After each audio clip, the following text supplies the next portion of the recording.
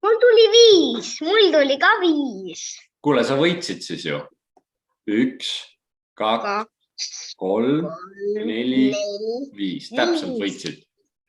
Mina arvasin, et see mäng mina olen ees, aga ikka sina võitsid. Nüüd proovime, et sina võidaksid.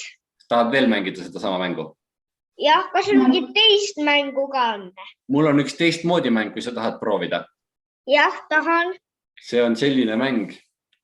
Kas sa näed seda kollast ekraani nüüd? Jah, näen. Siin on 5 täringut, on ju? Ja siis nende 5 täringuga peab tegema, välja mõtlema mingi loo, milles kõik need 5 täringud pilti sees on.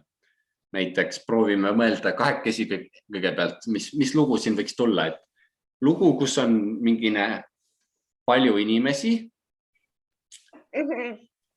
kamm, jalgratas, plaaster ja binoklid või silmad isegi võib-olla. See ei pea alati see asi olema, võib-olla nagu, et kammi mine, mitte lihtsalt kamm.